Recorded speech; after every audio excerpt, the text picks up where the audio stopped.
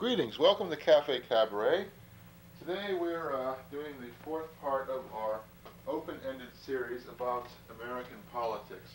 Parts 1 through 3, we're discussing a historical highlight of American politics, namely the elections of 1996 and the factors which led to the eventual outcome of same. As we all know, the president was reelected, the republic was preserved. God bless America. This presentation is entitled A Rattlebag. Hi, I'm your friend, the wrong hero. And it's a rainy Tuesday afternoon, and I'm not going to burst into a chorus of the Moody Blues song. You know what the worst part of that song is that horrendous so-called poetry at the end of the song with the little twinkly strings in the background. It's like, breathe deep, the gathering gloom, watch lights fade from every room, black is black and blam is boom, but we decide which is right and which is an illusion.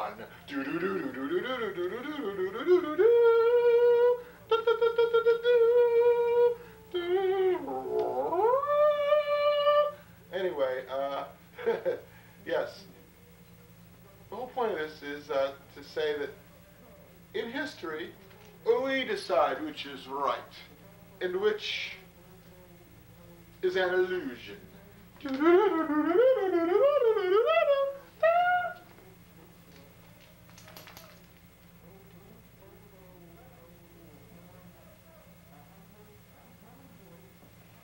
having a little trouble with this camera here.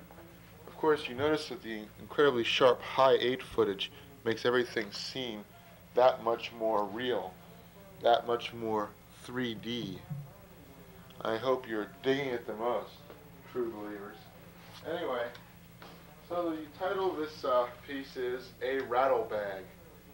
And there's no particular reason why I've decided to call it that. This is the crucial swing segment of what is projected to be at least a 12-part series and quite possibly a 20-part series.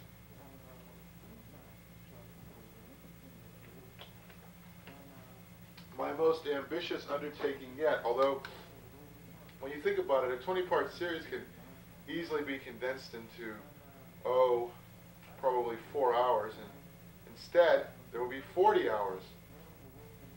Now, if I was getting paid $10 an hour to do this stuff, I'd be a millionaire in about 5,000 years. Anyway, to understand America, says John Meacham, you must first understand the South. Now let us consider this for a moment. Who won the Civil War? Gee, blah, I thought it was the North, but as it turns out, I guess it was the South. I mean, what's one of the most popular shows on the Fox network? That's right, King of the Hill. Now what's it about? Texas, okay? I rest my case. Now there's an example of fallacious reasoning for you. Anyhow, what is it, doggy? Do you want to be my friend? Please say you'll be my friend, Mr. Doggy. The dog's here. I'm sorry, I'm getting distracted, you know, and I really owe it to you to keep a clear head and look sharp in front of the cameras.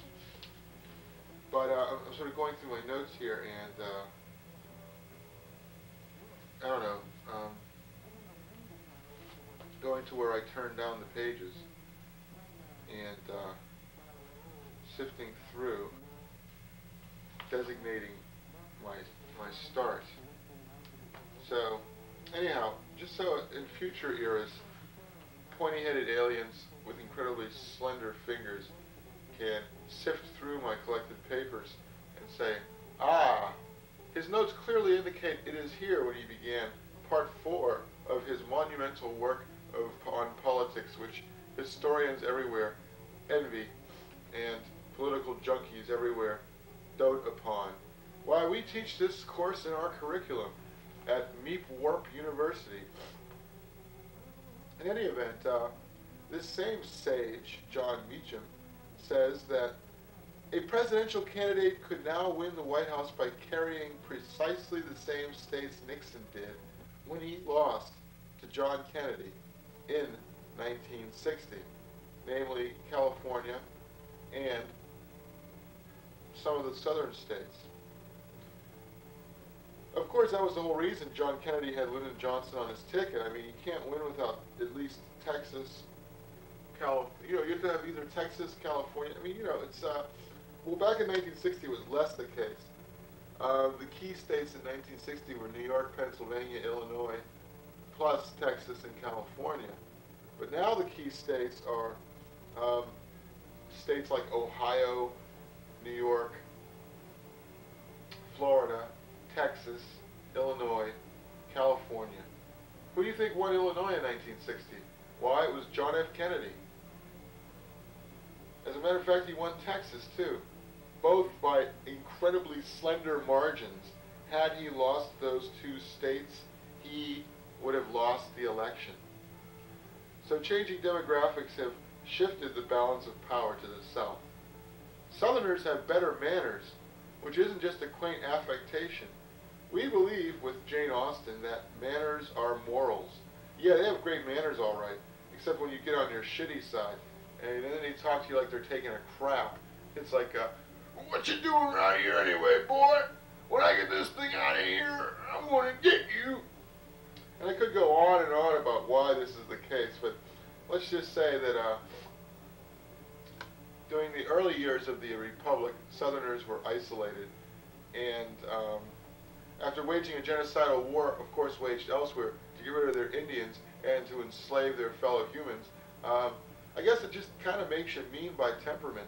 And so this elaborate facade of niceness is sort of akin to that employed in Japan to mask an increasingly ill-tempered and fractious society.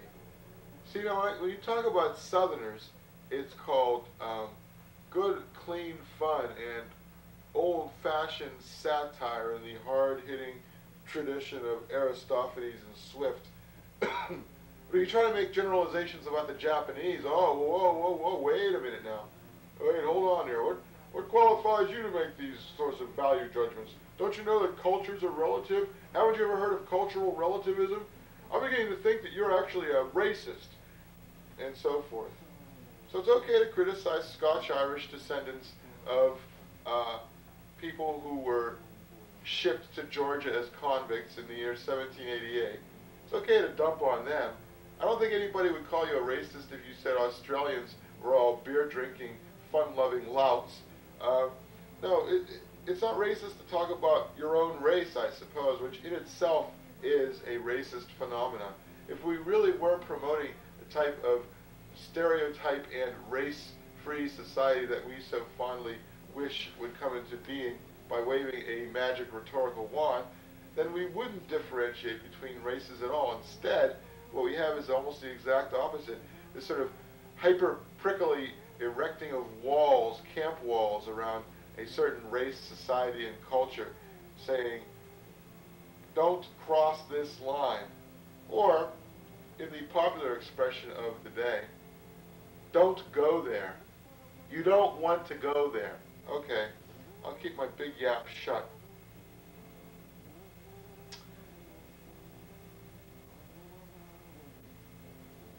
Well, speaking of racists, George Wallace appeared in 1968 during the presidential campaign, in which, of course, he was a candidate, at Madison Square Garden for a huge rally just before the election. John Egerton calls it a performance that was palpably sexual, bizarrely blending the sacred, God, Mother, Country, and the profane, with calls for violence and retribution against the U.S. Supreme Court and all demonstrators, and anarchists. That's great.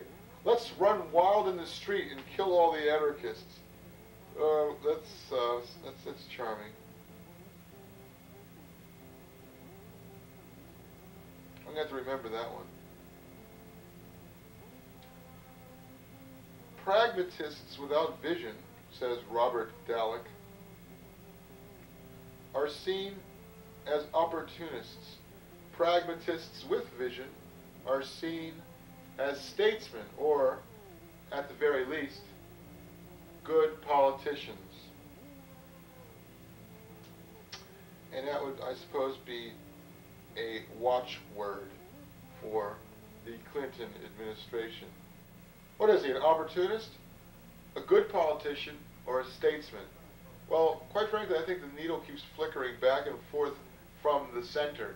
Yes, he's tacking left and right, utilizing triangulation that his fired crony and henchman, who is still secretly advising him on the side, Robert Morris, suggested. Robert Morris, he sure got what he deserved, didn't he? Well, I mean, it was bad enough he was like parading around with the local talents, but then when they told the tell-all book about the toe sucking, well, that kind of sunk him. Of course, you know, maybe he had even more serious sexual kinks, and toe sucking was displacement upwards or displacement elsewheres. You know what? Now that I think of it, Lou Reed accused the critic Robert Christgau of being a toe fucker. I wonder, what's the link here between esteemed and, in some quarters, revered New York City Village Voice critic Robert Christgau and Dick Morris? Nobody made the Christgau-Morris connection at the time. Of course, that's what 7 months retrospect can enable you to do. Hence the need to do what is probably a history of what is probably the most boring presidential race since 1984, a good 6 or 7 months in advance. That's why all the tell-all books about the behind-the-scenes looks at the presidential race are all going to start coming out very soon. But of course, as usual, the wrong hero is anywhere from 3 months to 15 years ahead of his time. So, and you know, it's just hellish, because like I wrote this big Rush Limbaugh expose back in, what, 93? And then Al Franken, of all people, comes out 2.5 years later with this big bestseller. You know, that could have been me, damn it. Except I didn't have the connections that Franken had in the publishing world.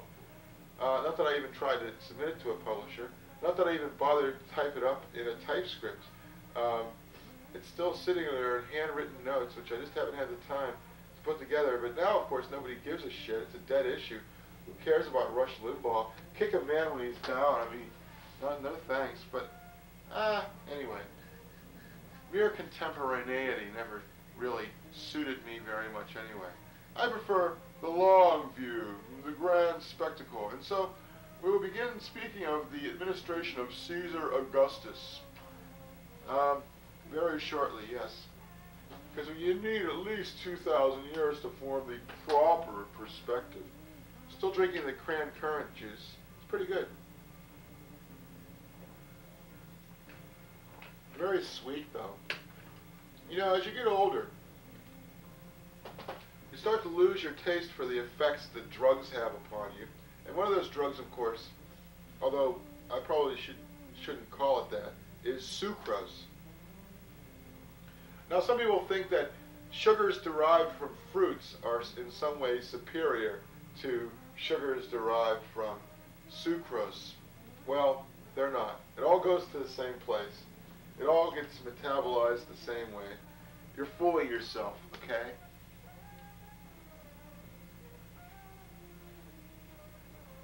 John F. Kennedy, who was revered by the press, incidentally, or at the very least was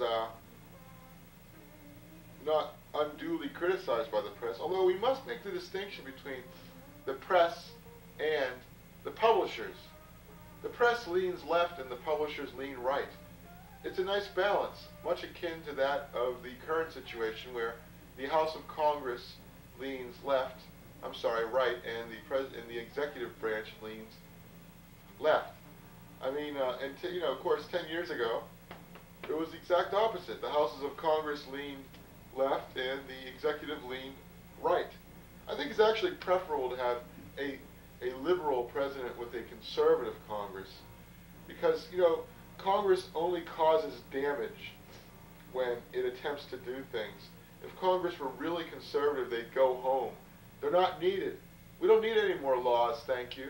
If anything, they should go home and start scribbling down some laws that we could well do without, and then come for a one-month session and pass all these bills rescinding and annulling all of these other pointless laws that they've already passed. Now, I'm not one of those kooks who thinks we should dismantle the Food and Drug Administration or get rid of the Department of Education. But there are too many laws, okay?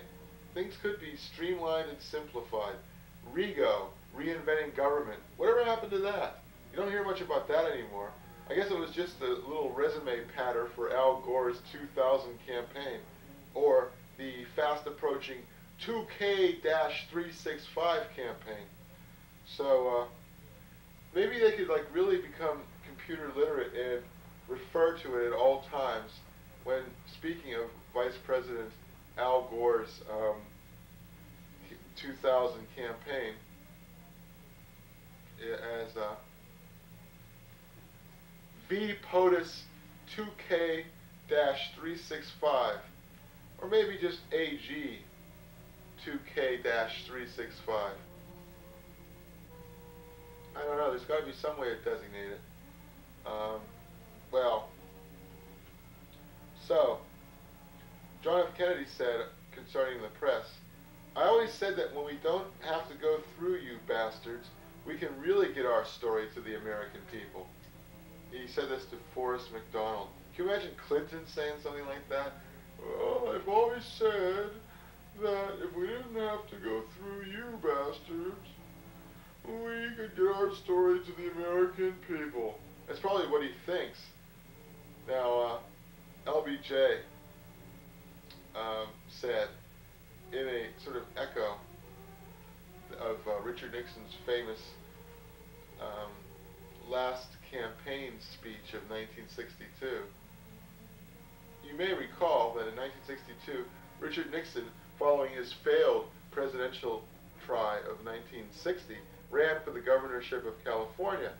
Of course, he was planning to utilize it as a platform for a 1964 run for the presidency. But in any event, it fell through. He didn't win. He lost to Pat Brown.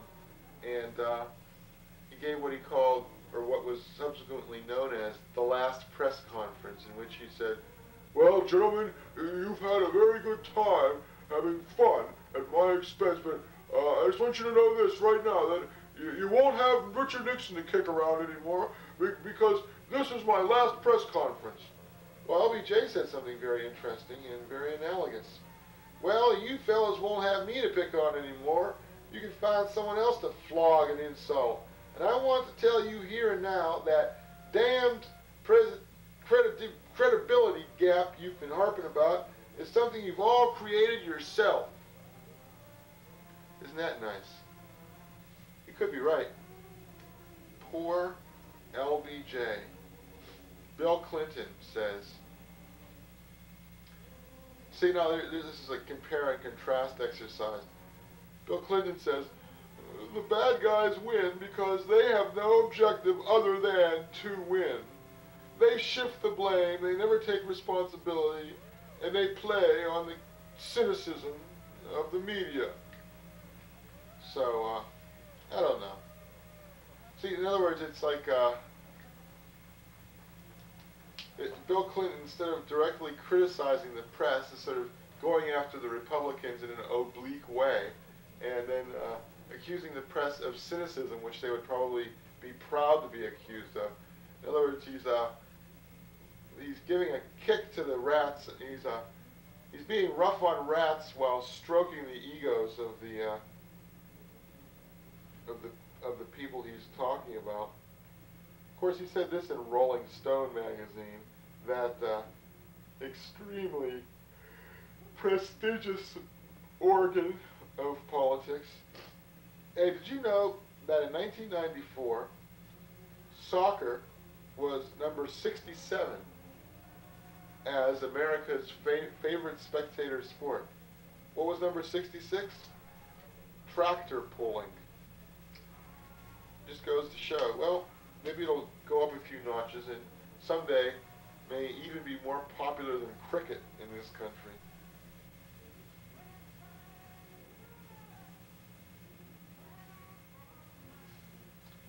Well, at this point, I suppose I should quote from that departed sage Jack Kerouac, who said, "Thinking's just like not thinking, so I don't have to think any more." Wouldn't it were the case with me?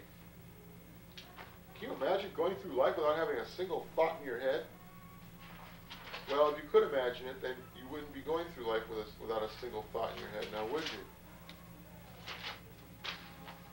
Now we're getting to the good stuff. Bill Clinton.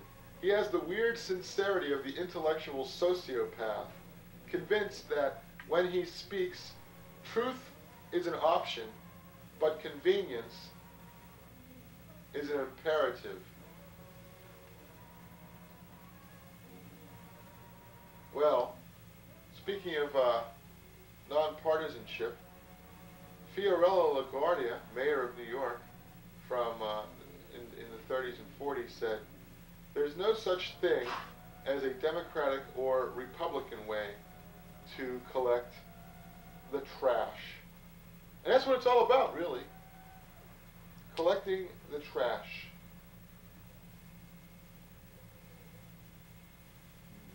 Well, here's an interesting thought. However appalling the personal tragedy, it is unwise to permit the bereaved to be the ethical and social arbiters of a democracy. Now, you know, both Clinton and Dole were, in a sense, the bereaved. Dole, pining for his lost youth. Clinton, pining for his lost innocence, except for the fact that since he never was innocent, he had anything to pine for in the first place. He wasn't even innocent enough at any time to ever realize that he ought to pine for his lost innocence. If you never had it, you never miss it. Yes, I am a clever man, am I not? Yet you may shower me with plaudits. Dogs love the taste of praise, but they fear the taste of the lash. Harr! Oh, come on, quit whining. I'm talking to the dog here. I'm not going to whip you. You filthy animal. What, already? I already took you out. Do you have to go out every 3 hours or something? What are you, Jack LaLanne? Have to exercise every hour or the blood starts coagulating? Get out of that room. I don't want you in there. That's right.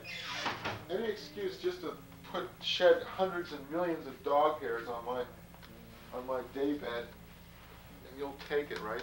Just go over there and curl up in a corner. What are you so hyper about? Get out of here. No, go away. I'll take you out in a bit.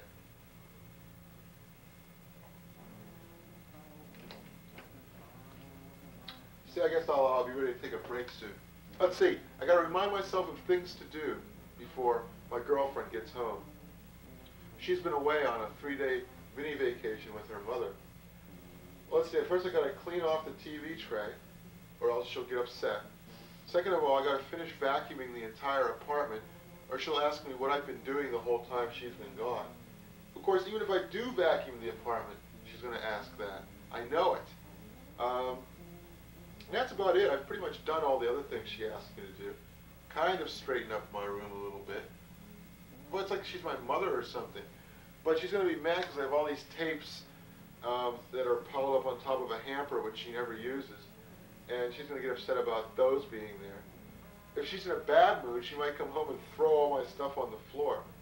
If she's in an okay mood, she might call me up and ask me how I'm doing under the pretense of scolding me for failing to live up to every single one of her objectives in the interim that she's been gone. And if she's in a really good mood, she won't call me up at all, but wait till I get home and then tell me about her holiday break and complain about her mother and stuff, and then she'll mention it. So, and say, what's for dinner?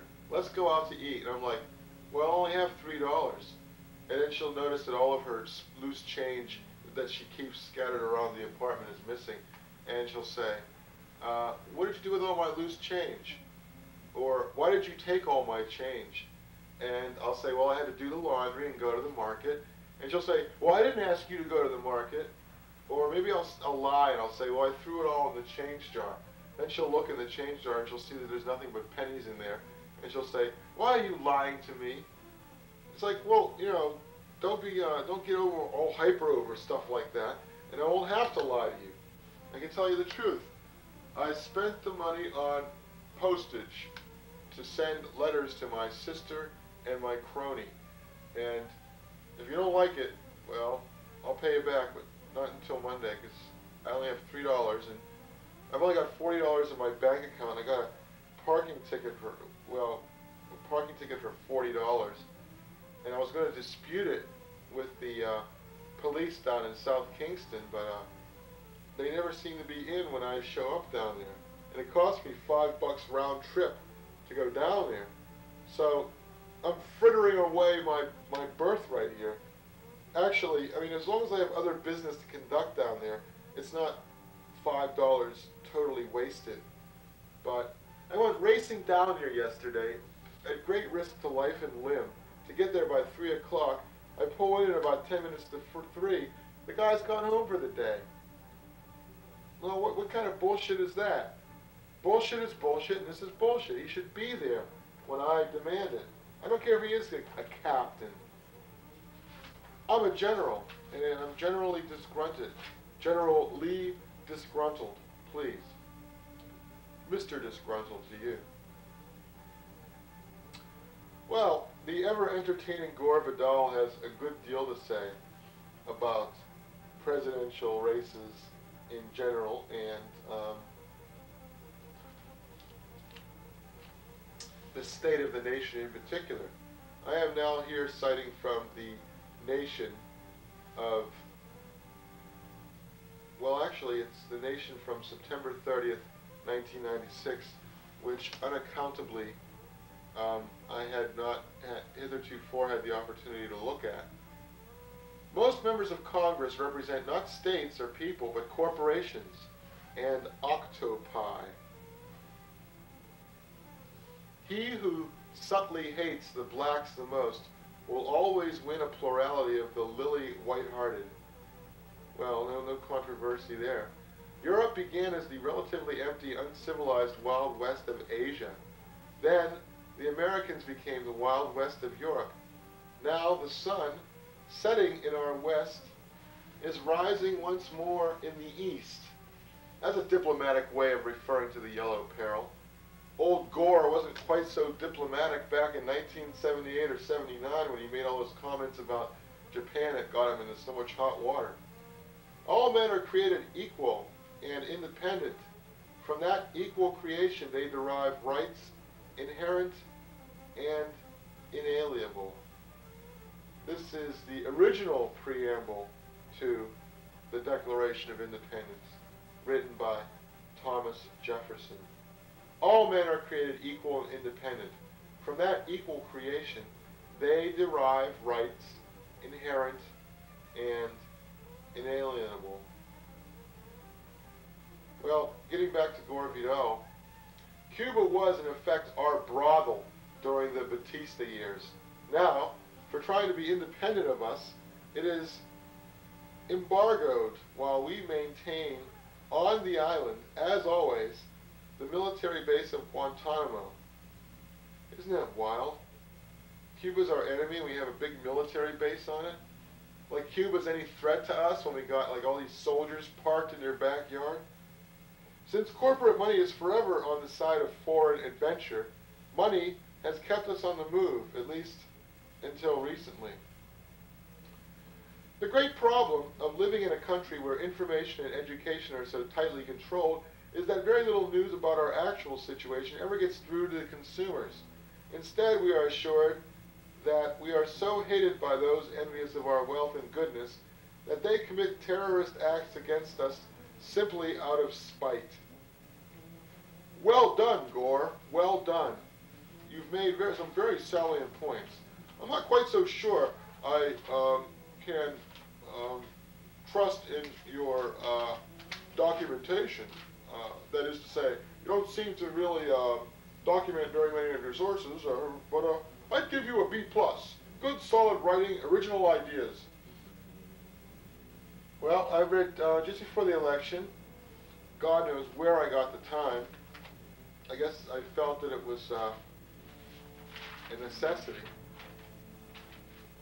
I read 2 books. One of them was by Monica Crowley, and it was called Conversations with Nixon, at which she quoted the words of the great man at length during the time that she was his assistant in the early 1990s. The other book was Citizen Perot, which I mentioned last week. Very interesting book. What is this, Oprah? Yeah, except sales of Conversations with Nixon went up 2 units in Cambridge because somebody talked about it. No, I don't think you should buy this book. I think you should actually rent it, or no, I'm sorry, take it out of the library and read it. I don't think there's going to be much demand for it now that the initial hubbub has died down. And the same, of course, is true of Citizen Perot. It's even more of a dead issue. I don't think he's going to run again in 2000. And if he does, he'll probably get less than 5% of the vote. In fact, he was looking to get less than 5% of the vote this time round. But he did a last-minute blitz with all that money he's been hoarding up. And, of course, Bob Dole inadvertently drew attention to Ross Perot by asking him to drop out of the race just a couple of weeks before the election. And of course, blabbermouth Perot had to spout it all over creation. Perot's just an egomaniac. He wouldn't even know. He's like a dog who chases a car. Wouldn't know what to do if he caught it, you know?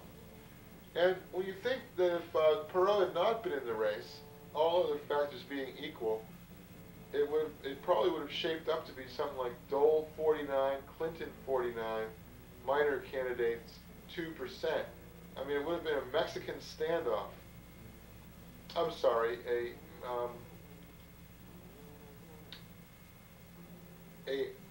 Mexican standoff. There. We must be correct about these things.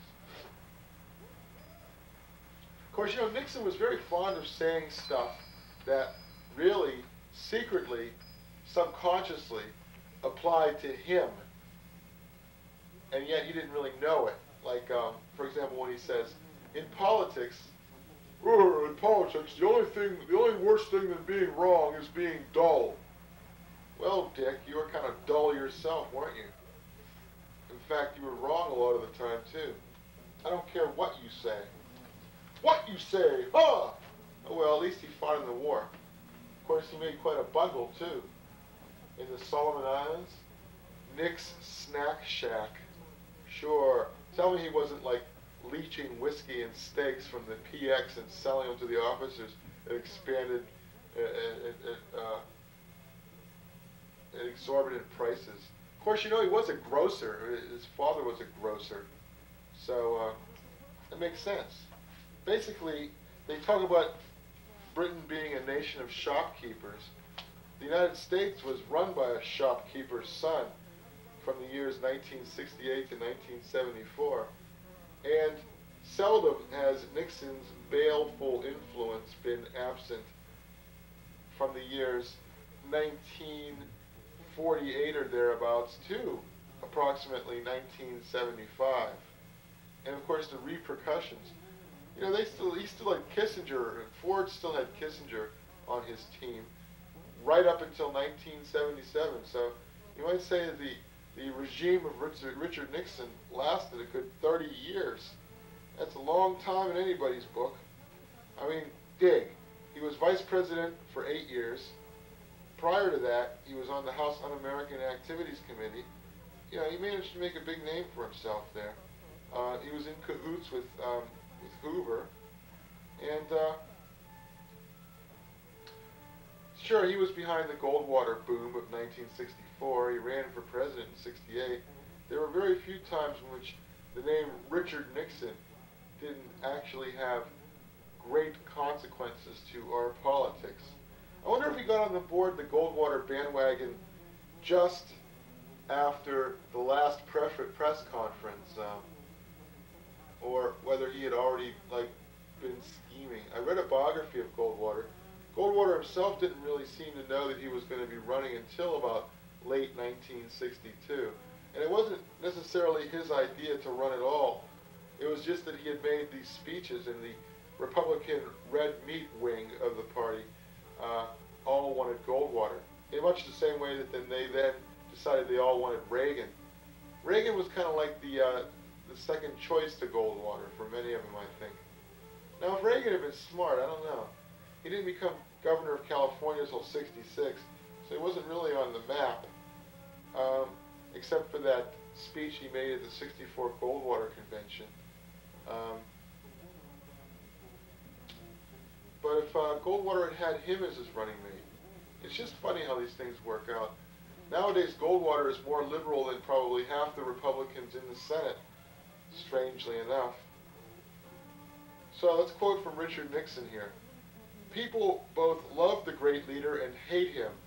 Rarely are they indifferent to him.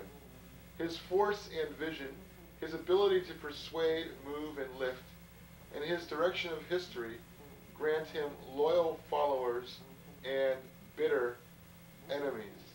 See, again, it's like Nixon. He's like longing to be considered the great leader of whom he speaks.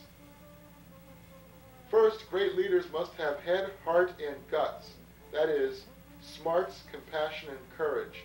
Without these, he cannot be truly great. Maybe great, but not good as well. Most great leaders had only two of the three, but wielded power so effectively on such a grand scale that they significantly changed the course of history for their nations and the world. Great leaders need to be willing to take risks, practice politics well, govern with vision, use pragmatism wisely, be willing to make the hard decisions, and use power effectively. Well, did Nixon do any of these things? Was Nixon very smart? Well, his policy briefs were written on the level of the Reader's Digest that a 12-year-old could understand. Was he compassionate? The only person that he seemed to show any compassion to, other than members of his immediate family and perhaps his dogs, was Richard Nixon. You know, I mean, of course you could jerk a tear or two out of him. He was a sentimental Irishman after all.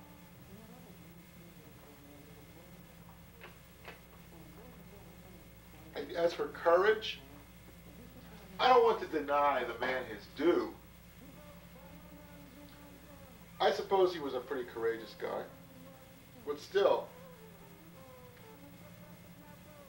smarts, you know, I mean, he had lawyer smarts. They called him Iron Butt when he was going to law school at Duke University.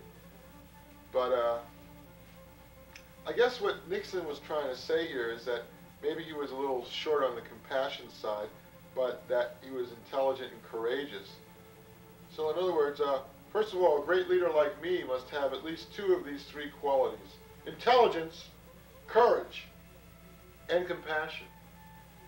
Anyway, Nixon was also quoted as saying, politics is a necessary evil to get to the position you need to affect the course politics is a necessary evil to get to the position you need to affect the course of events. It's usually a brawl. It's not for the faint-hearted. And it takes guts to get in the arena. But if you are willing to take the risks, politics can push you to levels of greatness. And again, all this stuff, it's like written in the third person, but it's really a first-person account of what he thinks. But of course, He's far too inhibited to ever claim any credit or glory for himself in the context of an interview, which he knows is going to appear as a book after he dies. Really, it's basically his last book. Campaigning and governing are two different things. In campaigning, you play to win. In governing, you act to move the nation and, in some cases, the world. See, that's why all the smart candidates pick a vice presidential candidate who is an excellent campaigner. Richard Nixon picked Spiro Agnew. Now, Spiro Agnew probably wouldn't have been a very good governor of the nation. I mean, of course, he was governor of Maryland, but I don't think he would have been a particularly good president. He wouldn't have been particularly good at governing, but he was a good campaigner. And, well, of course, Humphrey was the opposite. Humphrey was a lousy campaigner, but he would have governed the nation well, I believe. He had the best interests of the nation at heart. Quite possibly, in spite of the fact that Hunter Thompson called him a gutless old ward healer, he was probably the most left-wing presidential candidate we have ever had in our history, when you think back. I mean, the man was practically a socialist in 1948. For cry-yi. So, more Richard Nixon. A great leader must know when to stick to his ideals and when to compromise on them. He must know what fights to pick and which to give into. Principle can be a sturdy leg to stand on, but it can also bring you down if the timing is bad.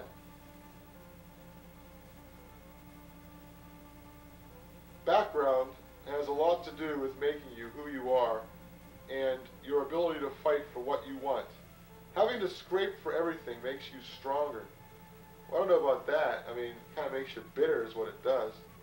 Any effective leader has got to be a son of a bitch. He actually says son of a bitch here instead of S.O.B. as people used to say back in the 40s. Back when Richard Nixon had the nerve to accuse Truman of using smutty language. Boy, did that ever get Truman hopping mad. Truman probably knew the privately profane side of Richard Nixon all too well. What a hypocrite. The media are like piranhas. Once they smell blood, that's it. Gee, I don't know. Piranhas, aren't they from South America and they're like tiny? I would think that there would be more like sharks. But no, I guess he doesn't give them that dignity. Well, Monica Crowley says that in the '92 election, if he cultivated Nixon, Bush would get valuable advice and a prominent ally. If he ignored him, he would face a troublesome adversary. Nixon knew his power and never failed to use it. Nixon was quoted as saying that Clinton is as weak as piss on a rock. That's pretty funny. Well, Clinton's sort of like Madeleine Albright. Everybody underestimates him, but how did he get to where he was if he was as bad as people say? By the way, Madeleine Albright is speaking at the Harvard commencement. And I actually got this fact in before the actual event. Just between you and me and the lamppost, I always sort of thought of her as Madeleine Half-Bright. But don't quote me on that one. You know, I'm a member of the First Amendment free speech movement, but please, don't quote me on that. I wouldn't want it to get out. So Nixon goes on to say that Bush is a pragmatist. Youth, and most of the rest of the country, want inspiration, vision, lift. Clinton, even if he is wrong on almost everything, has it. Young people want inspiration. Women are more idealistic than men. If you are guilty, you want women on the jury. Men compromise, cut deals, women don't. All this stuff about women being soft-hearted is nonsense. Women are hard-nosed. Well, you can say that again, tricky dick. Like Nixon is like the last of the great Lotharios. I mean, who would you rather sleep with if you were a woman? Nixon or Clinton? Nixon would be an ordeal. He'd have cabbage and cottage cheese on his breath, and he'd probably make all sorts of grunting noises. Whereas Clinton would be all smooth and mellow. He'd put on some soft jazz, maybe Chuck Mangione and Feel So Good, invite you to see the AstroTurf in the back of his pickup truck, and then lure you onto his waterbed after first sitting you down in a beanbag chair and perhaps sharing a drink or something more potent with you. Always judge people in power by the people they choose to be around them, says Richard Nixon. And actually, now, you know, I have a lot of sympathy for Richard Nixon. I see me and him and me. Of course, I identify with a lot of the presidents, and for this very reason. And, of course, the fact that presidents are such prominent citizens means that they have biographies written about them, and I suppose you could find something in common with virtually every president of the United States who has ever lived if you tried hard enough. No, I can't write Latin with my left hand and Greek with my right, as it was reputed one of our presidents could do. I think it was Garfield. Yes, it was Garfield. I'm just a repository of presidential trivia. That's why I love talking about politics. Pretty soon we'll be getting up to the actual election itself. You know that Maury Amsterdam died right before Election Day? Good God, man. What a tragedy.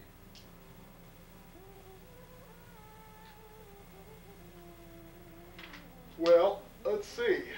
Ross Perot. Let's talk a little bit about Ross Perot. Once or twice a week he will go over to Dickie's Barbecue by himself, and he sits there and eats a sandwich in the corner, all by himself. All by myself. All by myself. Anyway, this is Ross Perot by a feller named Posner. Is this the same Posner who wrote that book about the Kennedy assassination? I think it is. His precepts for business success. It should be pursued with the same positive spirit one brings to an athletic contest. Never let money become your goal. Elite business school grads' loyalty is to themselves, not to their company. Avoid hiring people who drink every day, people with marriage problems, social climbers. Washington lawyers have no sense of ethics regarding their clients. New York lawyers charge too much and are not very effective. California lawyers are really fast. Be careful. Sounds like the voice of experience, like he's been burned, like he's needed a lot of lawyers, and every single one of them had something wrong with them. Well, I'll just hire some lawyer from Arlen, Texas. He'll chew tobacco juice, and the juice will dribble out of both sides of his mouth, and that's how I know he's a level-headed man. The only fear that Perot ever expressed about living in Texarkana was his concern that the Nazis were going to attack. We were absolutely convinced that the Germans would bomb us any night. We were focused on the fear that we were a target. Now, he's talking about World War II, of course. He's not quite that off the beam. Perot says he decided to leave and form his own company after seeing a Thoreau quote in a December 1961 Reader's Digest at a barber shop. The mass of men lead lives of quiet desperation. Well, well, well, a presidential candidate who reads Thoreau. Now I'm going to digress a little bit right after this stuff about Perot. Reading a cue card twice was apparently not unheard of for Reagan. I'll buy you the biggest steak in Texas if you can find one shred of evidence that's true, says Perot concerning the fact that he paid $1 million ransom for every missing in action soldier that he managed to rescue. Super patriot Ross Perot, how he'll make his next billion. U.S. News and World Report, June 20th, 1988. The World According to Ross, U.S. News and World Report, June 1st, 1992. Now see, U.S. News and World Report, I mean, they always pick up on the number threes. Time and Newsweek are squabbling for the win and place entries in any particular field. And U.S. News and World Report is interesting because they always get the show. They always get the third raters and elevate them to some position of prominence. The thing that drove them crazy was when I took Patsy Cline's Crazy as my theme song. The devil made me do it. Just from these few quotes that we've garnered, it seems as though Ross Perot is like the world's biggest cornball. If I could run for king, I'd do it, said Ross Perot. Sort of reminiscent of a remark that Nixon made that what he would really like to be is Pope. I'll bet he would have, too. Those who abandoned United We Stand America referred derisively to the new hierarchy and its remaining members as Perot-bots. You know, the man really is an anatomic device. I mean, he's not really alive, per se. I mean, he is flesh and blood, but I can just see Ross creating a whole nation of clones in his own image. One of the ways to qualify as a party in a state is to get a certain amount of the vote in the last similar election. Percentages vary, but often hover around 10%. Perot's 1992 vote totals would have automatically qualified him in 41 states in 1996. Perot did so incredibly well in 1992. He really altered the entire course of American history to a certain degree. But of course, you know, history, the first time is tragedy, the second time is farce. And of course, he didn't really crack 10% this go-round. But then again, he didn't have to.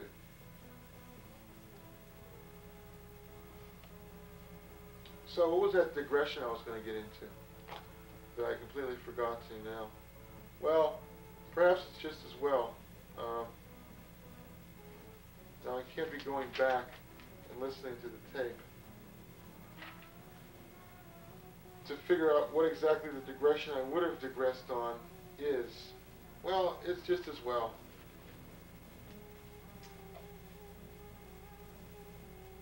George Oslin died at age 27. He was the inventor in 1933 of the singing telegram.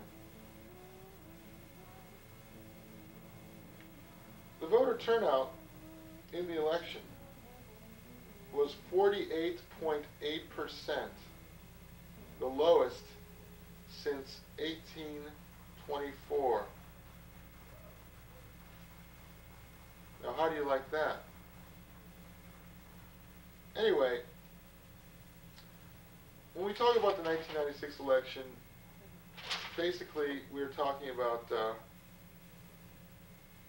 playing by the rules of politics. Smile.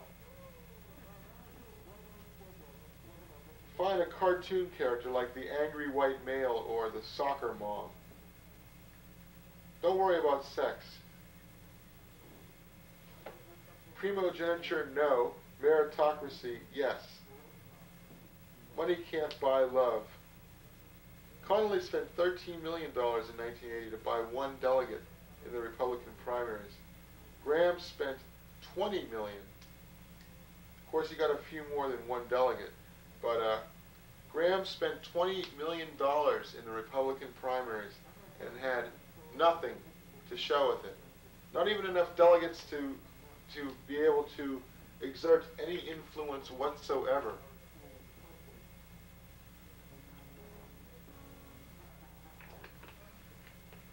And of course, nobody was talking about Graham for vice president. Nobody. Spend now, pay FEC fine later. Keep it simple, but not too simple. You can be too good, Lugar, or bad, Dornan, or phony, Lamar, to be president. Wow, Dornan lost his congressional seat. How do you like that, huh? And Lugar is sort of totally dropped off the radar screen yet again.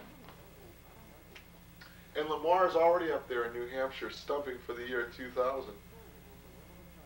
You might very well get it, too. Enemies are as important as friends. Bill Clinton's enemies, Joe Camel, the despoilers of the Grand Canyon and the NRA. Bob Dole's enemies, teachers, the NAACP, Katie Couric, and minimum wage workers. More campaign rules. Hire an amoral campaign advisor. These are all from Time magazine of November 1st, 1996.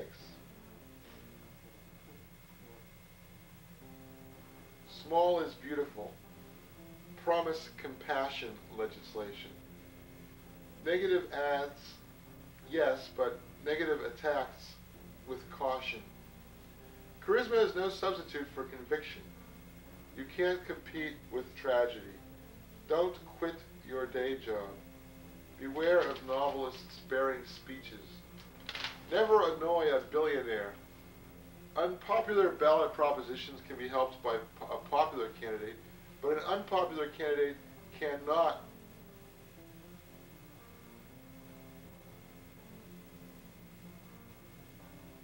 I can't read this.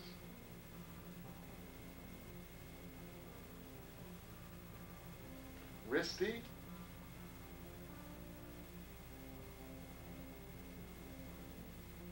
Mute? I don't know. Cannot mute a popular proposition. If polling is good, focus groups are better. These are all quotes by Margaret Carlson. Nobody digs a guy who beats conventional wisdom. Would seem to have been the watchword of the 1996 election. Before the election was even over, the postmortems were pouring in. It's interesting to note. In virtually every other election save 1984, perhaps, the press, for the most part, had the decency to hold back on the postmortems on a sure thing. Well, you know, the Tony Blair election. In the United Kingdom, the press was, in fact, doing the postmortems before the actual event.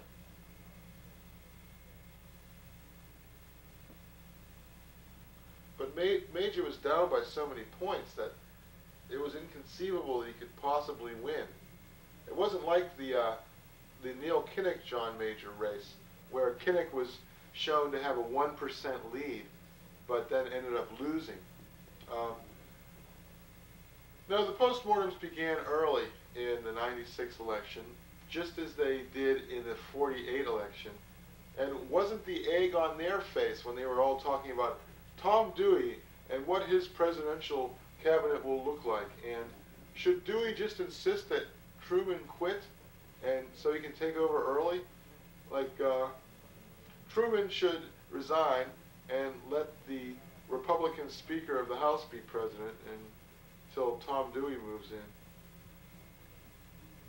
Bill Clinton, the first president since Woodrow Wilson to win 2 terms, though the majority voted against him each time. How do you like that? Now, you've got to keep in mind, this was written, I guess, moments after the election, and it was published 2 days after the election.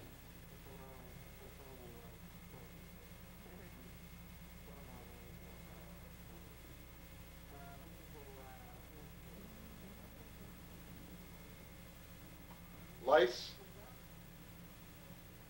rats, barbed wire, fleas, shells, bombs, underground caves, corpses, blood, liquor, mice, cats, artillery, filth, bullets, mortar, fire, steel. That is what war is, said Otto Dix. Actually, though, it sounds like a pretty good description of the Republican convention. Don't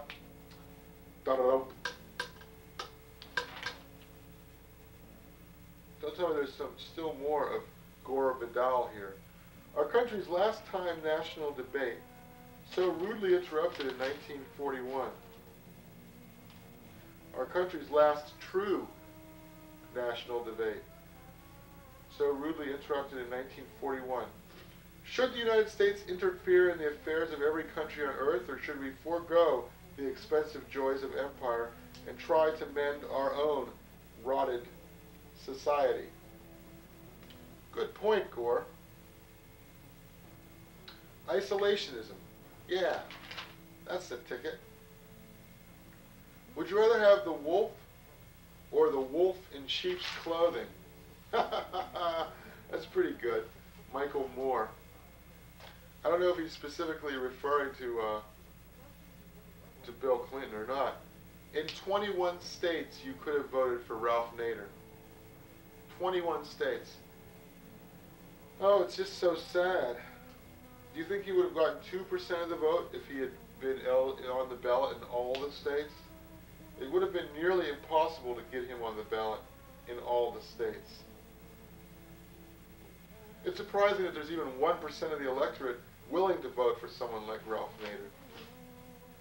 I mean, that's tantamount to voting for a communist or something. I mean, I'm not saying Nader's a communist. I'm just saying that it's about as much of a leap as voting for the Socialist Workers' Party of 1976. Our culture canonizes the wealthy and disparages the working class, like, well, duh. Maybe that's why the working class despise people who put on airs so much.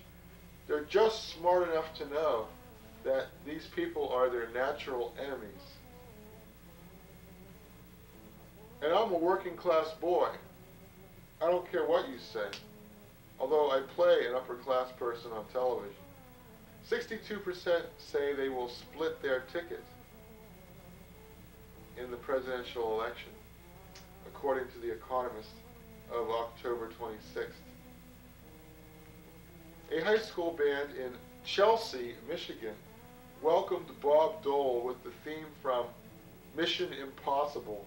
That's funny. I wonder if he even knew what it was. I'm sure he did. And that's really very cute. Very cute.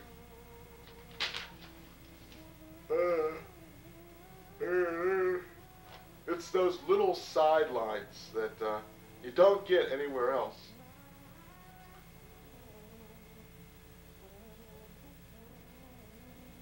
Populists used to hate the rich, but now they hate the elite.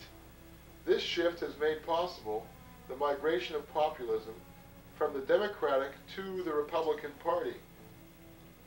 That's interesting.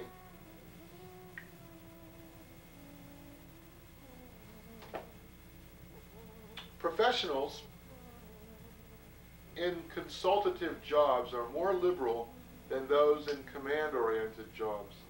Professionals in business services, such as corporate lawyers, and applied science, such as engineers, tend to be conservative. In human services, social workers, school teachers, they tend to be more liberal.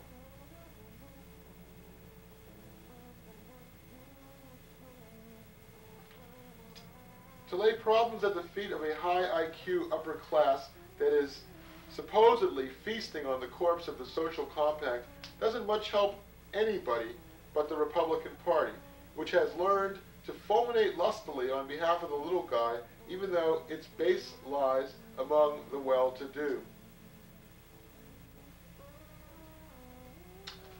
So much for the populists. Well, we're really getting down to the wire now. And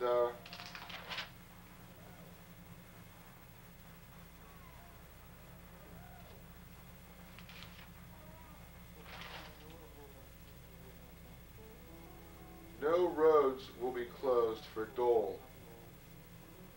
There's an epitaph if I ever heard one.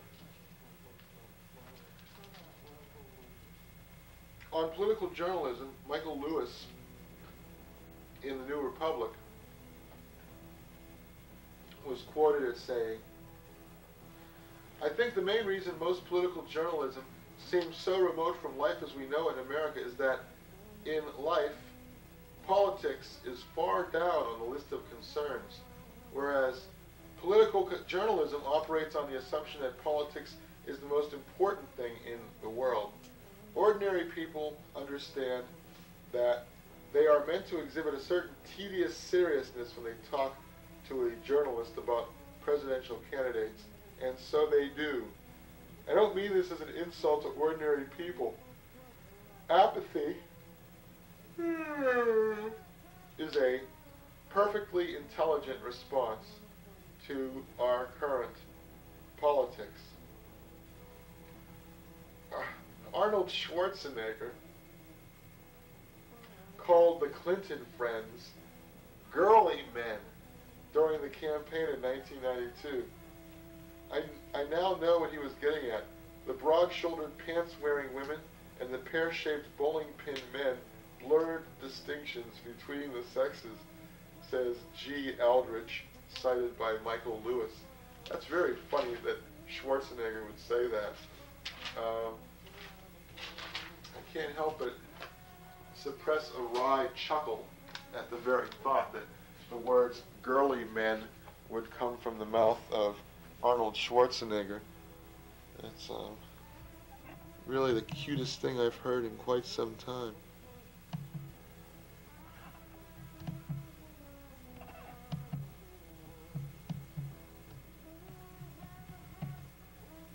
Well, so, anyway, as long as we're talking about the election and applying our sophisticated post-mortems, let us quote from Michael Lewis, who says that in the New Republic of November 18th, the people who are consumed by their hatred of the Clintons, only some of whom believe that they sit at the center of many conspiracies, can be broken down into three schools. The bad investment school, which consists of people who have lost a great deal of money on an investment sold to them by someone who reminds them of Clinton.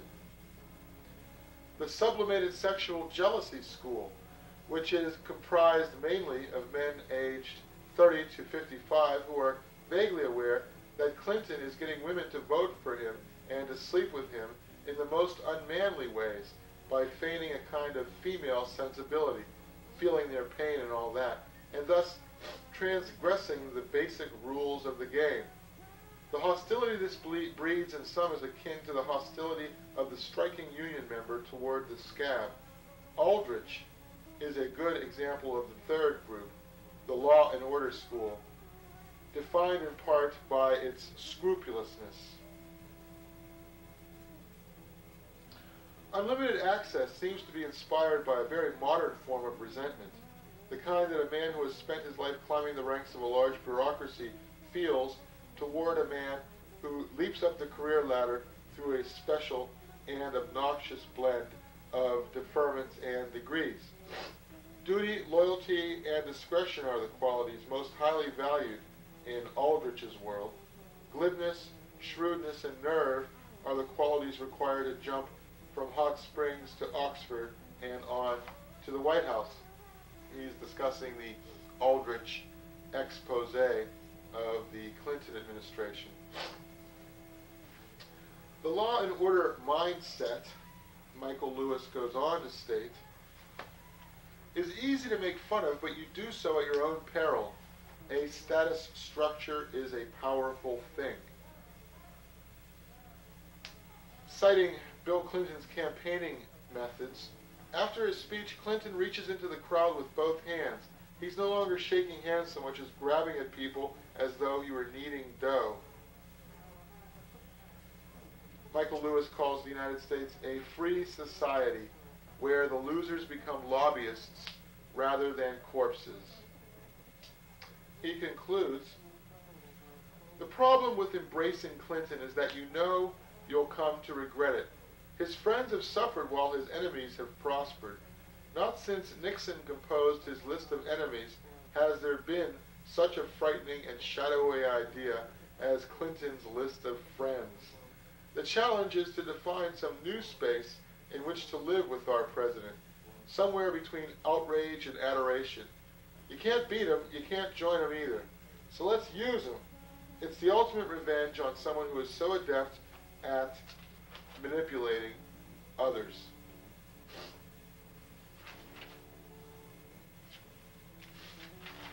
And that would almost seem to be the last word on the presidential elections.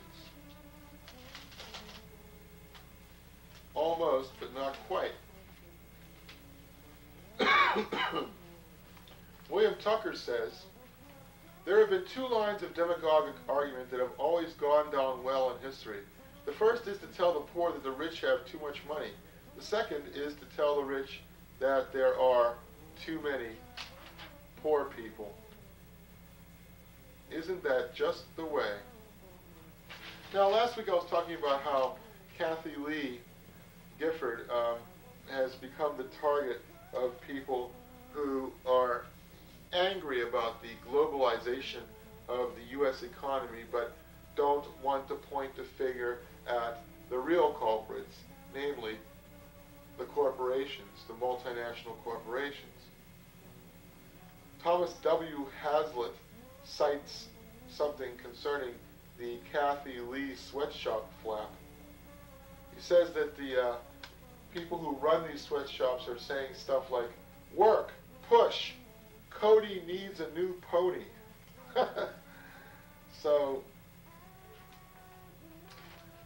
anyway, as we all know, the younger candidate won the election, the candidate who was more in tune with the spirit of the times.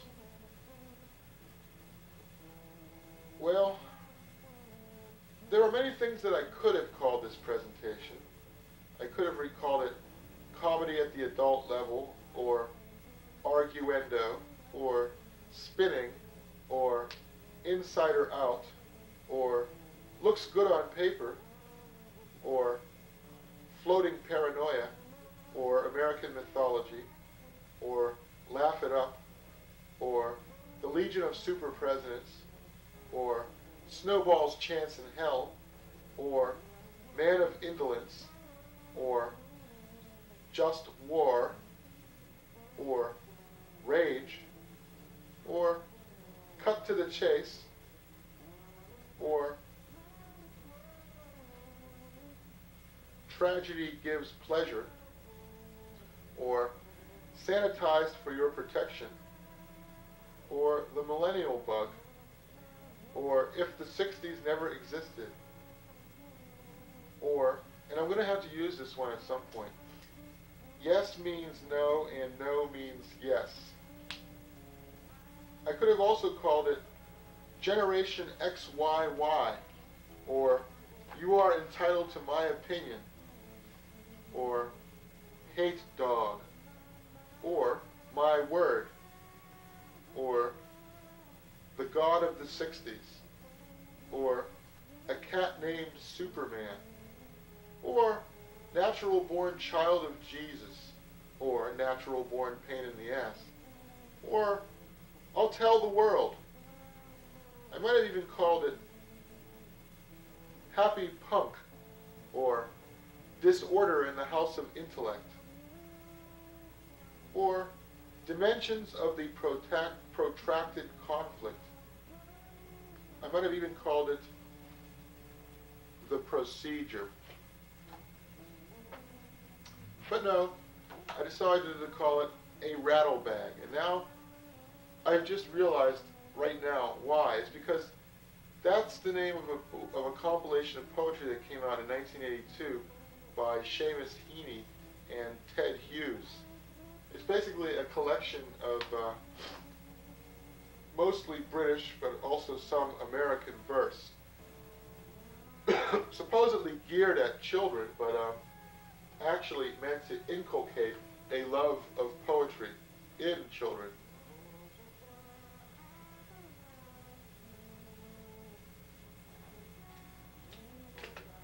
A rattlebag refers to a bag in which miscellaneous objects are gathered. I believe it's a Irish convention. And this is certainly the case for this presentation.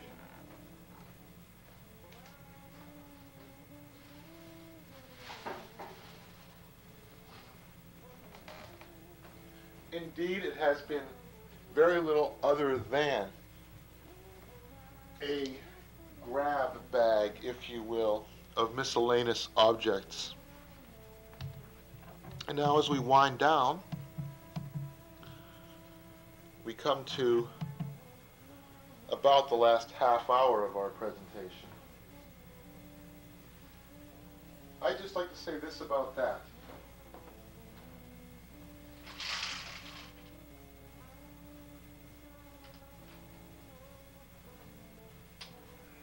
Well, it's in some sense a postmodernist convention that things don't necessarily have to be in any particular sequence or order because of the fragmented nature of information in an information technology world. In other words, the nature of the world itself, for the first time in many centuries, is altering the very nature of the printed word, making it more like the spoken word. And because of the confusion engendered by this information overload, there are a great many people who are quite resentful of changing times and who wish, to a great and almost frightening degree, to turn the clock back to what they think of as a simpler time. As Warren Wetmore puts it in the Weekly Standard of November 11th,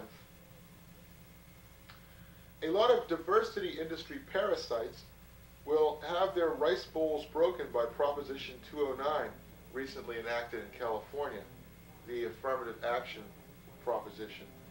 People will fight back with methods fair and foul when their livelihoods, however insalubrious, are endangered. Semantic games, evasions, hypocrisy, sanctimony, disingenuousness, and shameless intellectual dishonesty. Of course, the person who said this is probably speaking from the point of view of a privileged class.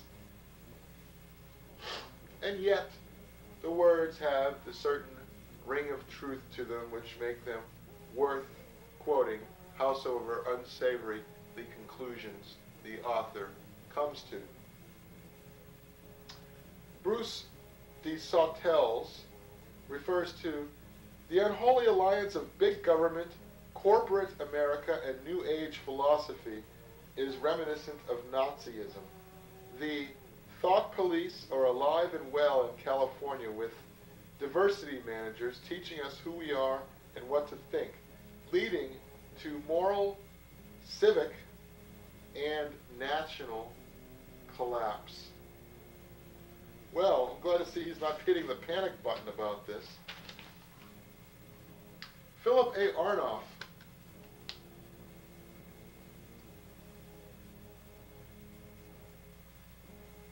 referring to the 1972 presidential election, said that the preservation of presidential honor in war outweighed the acceptance of presidential perfidy. In other words, because we were in the middle of the Vietnam War, Richard Nixon was reelected in spite of his unsavory personal character traits. But we're not really in the middle of an actual shooting war in 1996, and yet Bill Clinton is reelected. Why? Well, we are in the middle of a war. It's not really a declared war, nor is it an actual war as one defines war. Just as war is the continuation of politics by other means, globalization of the economy is the continuation of war and politics by other economic means. Yes, we are in the middle of what you might call a war, but it's more like an existential war. It's a war of information, and in an increasingly fragmented society, it is in fact the war of all against all that was spoken of by, gee, who was that? You know, I can't keep all these names straight. I want to say Burke, probably Edmund Burke. There is now a split, says William R. Hawkins, between geographically unrooted global business and national governments responsible for the security and prosperity of their citizens in a defined territory rooted in history and culture. The vast majority of people live and work, formulate values and loyalties on a local rather than a global basis. Transnational corporations know no borders, are loyal to no flag, and feel no moral obligations to communities or individuals. The clash is fundamental. And as a sidebar to that, might I mention that in 1996, for the first time, 49 of the 100 biggest entities were nations. 51 of the 100 biggest entities were corporations. This is cited from the most recent issue of World Watch, which came out in May of 1997. Once again, quoting from William R. Hawkins. Bill Clinton is part of the primary representative of a new culture in which heroes are turned into villains so that the mediocre can live with consciences untroubled by their mediocrity, their careers unmarked by accountability, their jobs unburdened of responsibility. The media seems to love Clinton when he campaigns and hate him when he governs, says Robert Leichter, cited by Fred Barnes. And still the postmortems continue. The natural course of scandal coverage is being played out. First, the major newspapers, the Los Angeles Times, Wall Street Journal, Washington Post, New York Times, got on this story. The print press is a leading indicator. Then, TV, usually a lagging indicator, jumped in. And this, of course, is about the fundraising scandal which broke not more than 2 weeks before the election.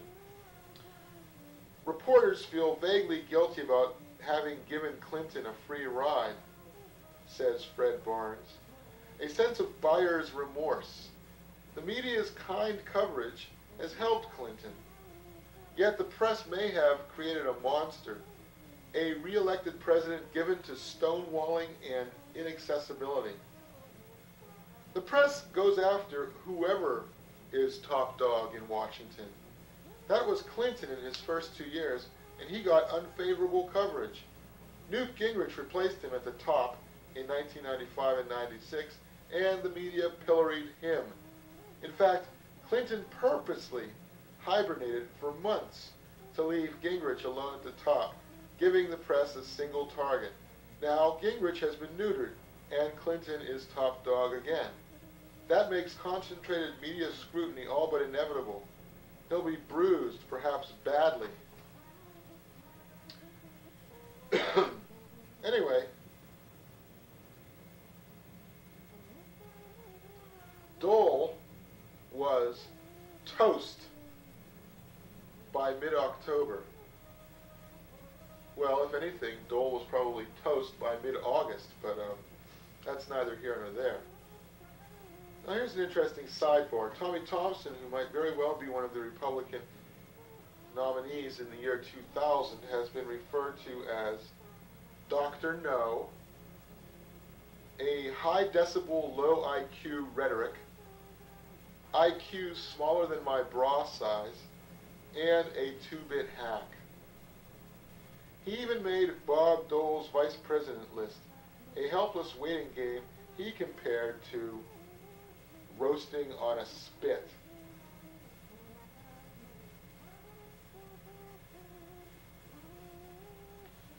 Tommy Thompson in direct quotation. All taken, of course, from the Weekly Standard.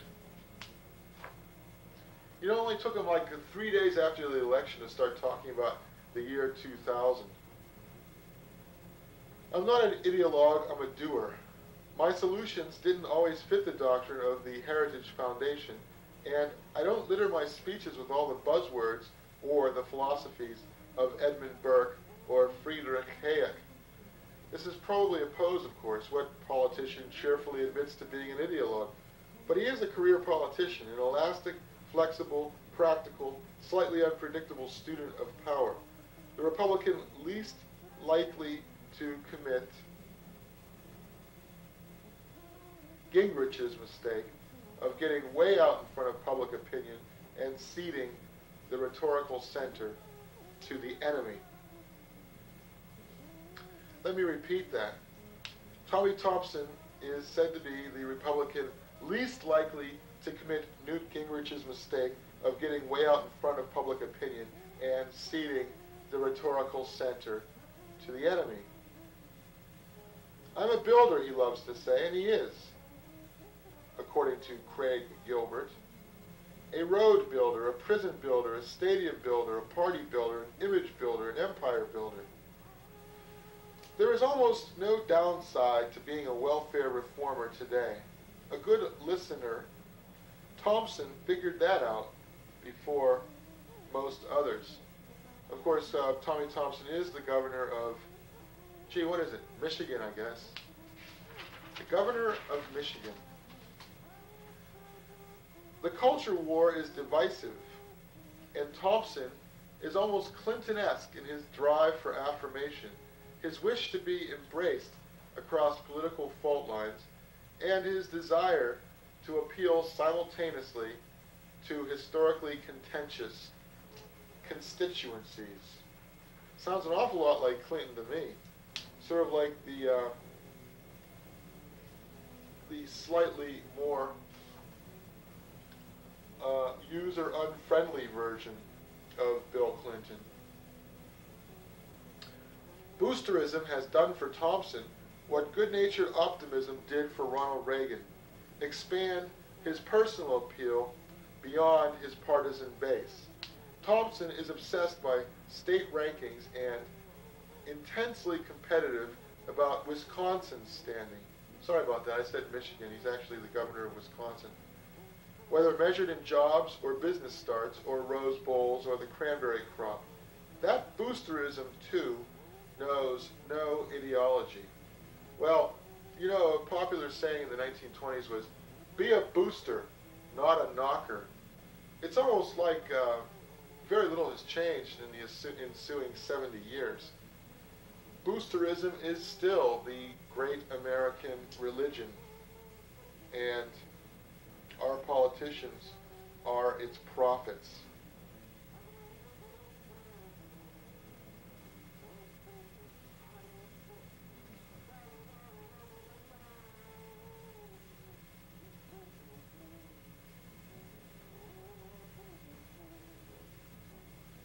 He has used his bionic veto thousands of times, and with a certain disconcerting swagger.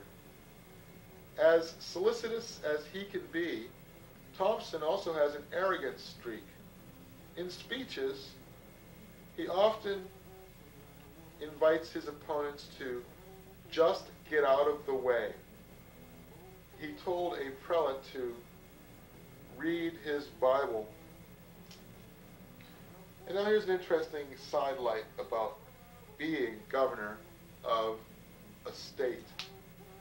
The unique command and authority and respect a governor enjoys, the next best thing to the Oval Office. Senators or cabinet secretaries are rather slavish in comparison. So, I was saying last week about how mayors of large cities are very, very seldom elected president.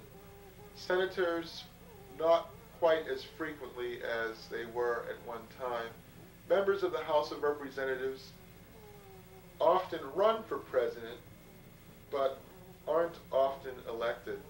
In fact, the ideal profile of a third-party candidate, other than a wealthy businessman with money to burn, is, in fact, a far right-wing or left-wing member of the House of Representatives, like Representative Schmitz, who ran in lieu of George Wallace on the American Independent Party platform in 1972. So our next president will, in fact, probably be a governor or a senator of some state. Now, demographically speaking, you want to get a governor from a large state with plenty of electoral votes, although the favorite son strategy isn't quite as effectual as it once was. Nevertheless, there is a certain brutal logic to it. You do need, or would at least like to have, a large state from which to form your base. Now, Bill Clinton is something of a fluke in that he came from Arkansas, but then again, it's not the Arkansas of 1960. And, of course, Arkansas is what? Right next to Louisiana. And it's not quite the backwater it once was, just somewhat.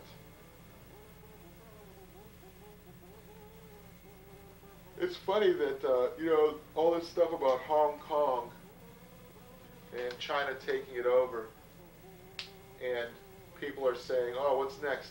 Today, Hong Kong, tomorrow, Taiwan. Hell, they should take over North Korea. They couldn't do a worse job running it than the North Koreans themselves have done, or so it seems. Anyway, Thomas M. DeFrank says that the Panama Canal is America's Hong Kong. Now, nobody gets all hot and bothered about the United States having controlled the Panama Canal for 100 years. Of course, the two cases aren't entirely analogous. The United States is voluntarily ceding control of the Panama Canal to the relatively powerless Panamanians. The Chinese are reclaiming a colony taken from them by force by Great Britain 100 years ago. Now that they are a large imperial power and Britain has become merely a small imperial power. So in fact, the two cases are very nearly mirror images of each other. We are more like the United Kingdom in that we are a large imperial power, or once were in any event, and we are ceding land that we expropriated somewhat unfairly to the people we expropriated it from. Of course, if you think Panama is relatively weak nowadays, you should have seen them 100 years ago when they didn't even really exist, except as a province of Nicaragua. In fact, the story of the Panama Canal is a fascinating one, how we came to acquire it, at least. And of course, it was Teddy Roosevelt. Everything good about the 20th century as can be traced back to Teddy Roosevelt, cousin of FDR, and so forth. You know, Teddy was a big advocate and partisan of the United States' involvement in World War I. He still wielded quite a bit of power and influence even as late as 1916, 4 years after his third-party run on the Bull Moose platform. A former president running as a third-party candidate. Now, if that ain't the beatin'est thing I ever done heard of. I think that's only happened twice in our history, the other time being Millard Fillmore, who ran on the Know Nothing Party platform back in, I think it was 1856, 1852, something like that. Of course, both Millard Fillmore and Teddy Roosevelt had become president because they were vice presidents and something had happened to the president. They weren't elected, at least the first time in Teddy's case, in their own right, nor, some believe, could they have been elected. So let's see, a president by law is only permitted to serve 2 terms. I think the Constitution is pretty clear on that. Of course, back in Teddy's day, that was not the case. That amendment to the Constitution was passed in the wake of the FDR four-term imbroglio.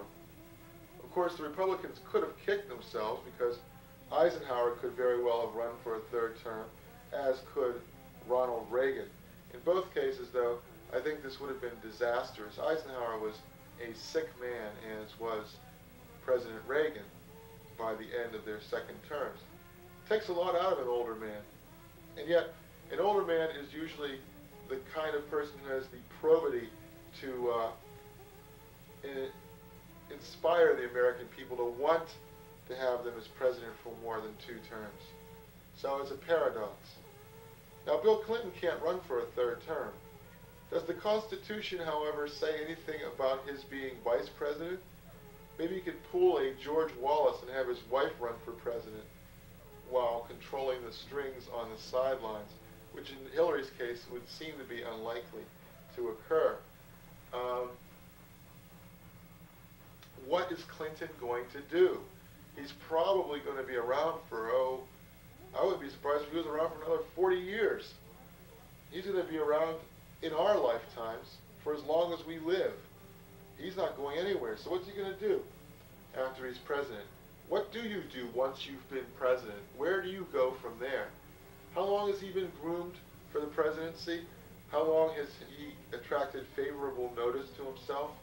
In 1980, U.S. News and World Report, that champion of the third rate, mentioned him as a presidential possibility. At least I think it was U.S. News. Doesn't really matter. One of the 3 news weeklies mentioned him. In 1988, he was the speaker at the Democratic National Convention when he made an embarrassingly long speech which brought on his head a great deal of ire. However, for a juvenile delinquent or an adult juvenile delinquent, negative attention is better than no attention at all. And I suppose if he had made a short and brisk speech, it would have been spoken of perhaps the following day and then completely forgotten. As it was, he was able to milk the notoriety from that somewhat embarrassing but by no means fatal gaffe into talk show appearances where he got to show what a good guy he was underneath all that political oratory and bluster that he exhibited to such an embarrassing degree in the 1988 nominating speech. Well, let's see. I guess it's getting close to the time when we must call a quit to these proceedings. Move it. Talking to the dog. Let's make sure this soap opera of my girlfriend's is taping. Who's better? Who's better? Who's better? Who's better? Obviously, on all my children. I guess you know why I'm here. Yep, it's taping. That's good. Won't she be happy? She'll come home. She'll have 2 All My Childrens to watch, one right after the other, plus the remainder of a day off. Although, maybe she won't get home until I do, which will be around 7:45 this evening.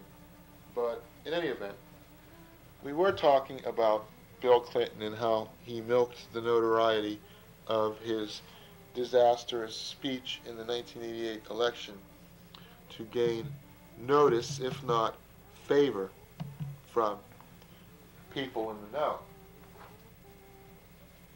Well, as we come to the last 10 minutes of our discussion, we were talking earlier about globalization, and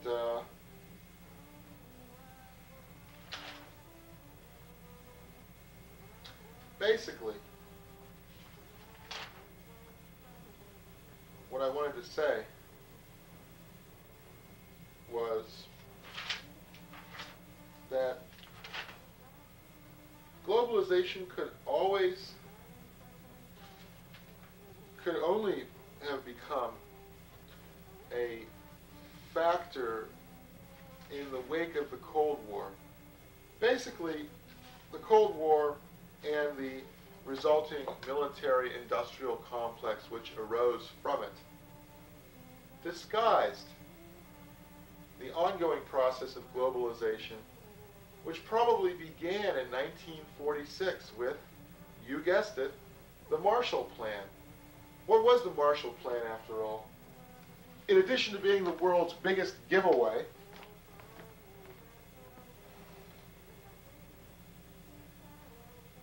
it also ensured that war-ravaged Europe would eventually become a highly profitable market for American manufacturers.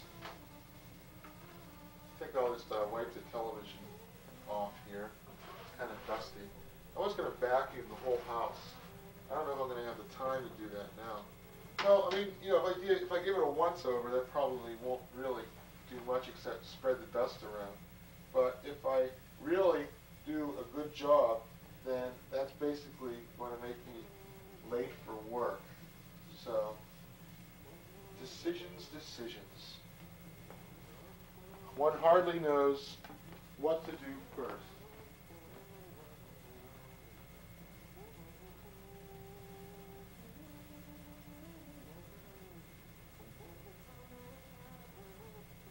Anyway, where was I?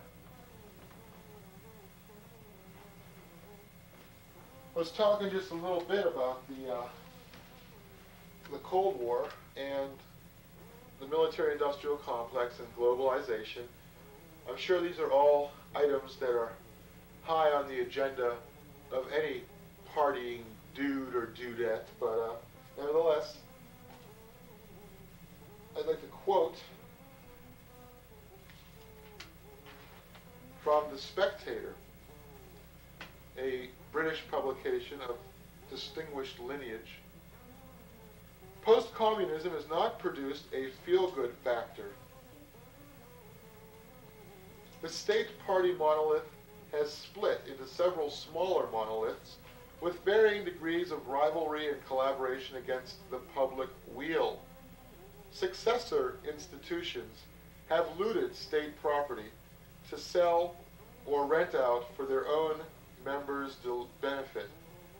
Rural collectivization precludes both prosperity and democracy.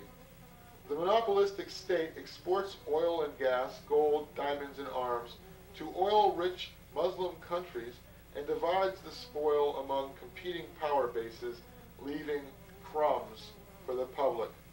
Publishing is subsidized. Universities rent out premises to commercial enterprises, many of them shady. Well, I guess the people who used to push ahead of you in line back in 5th grade are now the people who are running the world. So, go figure.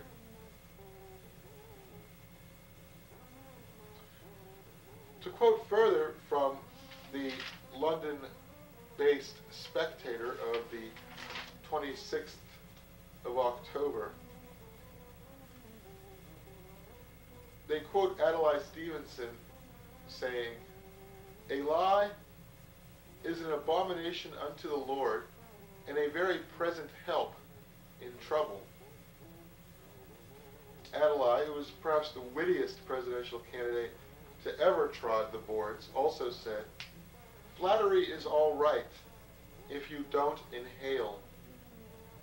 And you know, the thing is with Adlai, I mean, he ran against the wrong guy. I mean, if he had been running against someone like Tom Dewey, he might have won, because his humorous nature might have contrasted with the decidedly humorless Tom Dewey, who some suspected as not being entirely serious himself, in spite of his glum facade. But nobody could say that about Eisenhower. Eisenhower was sort of avuncular in a grandfatherly way, plus he had a long string of accomplishments to his glory and credit. So Adlai was sort of made to look like a lightweight in comparison. "I could prove God statistically," says George Gallup, which is kind of interesting that whenever, in spite of the fact that this is not a very religious age, whenever people want to express the notion that something is all-powerful, say statistics, they always liken it to God. Now, of course, it's computers that people are likening to God, specifically the Deep Blue computer chess program against which Garry Kasparov will compete shortly. One of the people involved in the project was quoted as saying that the machine could probably defeat God in a chess match. But whether it can compete the reigning chess champion and perhaps the greatest chess player the game has ever known is a moot point. So let's see. Deep Blue checkmates God in 32 moves. Kasparov stalemates Deep Blue. Does that mean that Kasparov is a better player than God?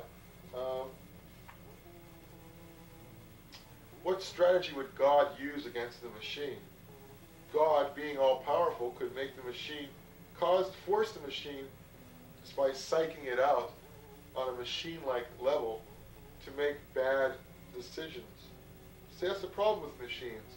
You can't psych them out. You can't use psychology. Politicians, says Bruce Anderson, are trimmers. And, of course, no one's going to argue with that. Democrats, says Michael Vestry, like liberals everywhere, are often the most ruthless in attack. It's just that they do it with a smile on their face. Well, not all Democrats are ruthless in attack. I mean, look at Michael Dukakis. The man doesn't seem like he's cracked a smile in about 50 years. And he's only 48 years old or something. No, I don't know how old he is, but that was Dukakis' problem. He wasn't ruthless enough. These Brits who come here speculating about our politics and making these erroneous judgments, or judgments with only a slight degree of truth to them, really get my goat. Now, in the November 2nd issue of The Spectator, you'll be interested to note that Michael Vestry refers to Ross Perot as a flat earther, which is amusing. You know, Harry S. Truman is quoted as saying, "If you can't convince them, confuse them." And finally, Michael Vestry, again, says, "The majority of Americans have had any critical faculties educated out of them. They respond to Clinton's baby talk." On Dole, he states, "Dole can't even hold babies properly. The networks like replaying the sight of him nearly dropping one in the street after the child was handed to him for the statutory kiss. The nation held its breath as an aide prevented the child from nosediving to the concrete." Finally, Norman Bates said that Bill Clinton was like Luke Skywalker and Bob Dole was like Darth Vader. So, well, I don't know who said that actually, but in any event, just because you have a criminal record doesn't stop your admittance to the White House. I guess he's right. A criminal record gets you in faster, says Rush Limbaugh, intent, as ever, on having the last word. So, now that the last word in this presentation is fast approaching, I would like to thank you all very much for your kindness and attention. And this has been the Wrong Heroes presentation of A Rattlebag, part 4 of the lengthy political series that I am currently running here on Cafe Cabaret on Cambridge Community Television. Sure, and tune in to Cafe Cabaret next week at this time when we present more of the post-mortem on the 1996 election called Naked to Mine Enemies, here on Cafe Cabaret, broadcast every Tuesday night from 9 until 11 p.m. on Channel 55.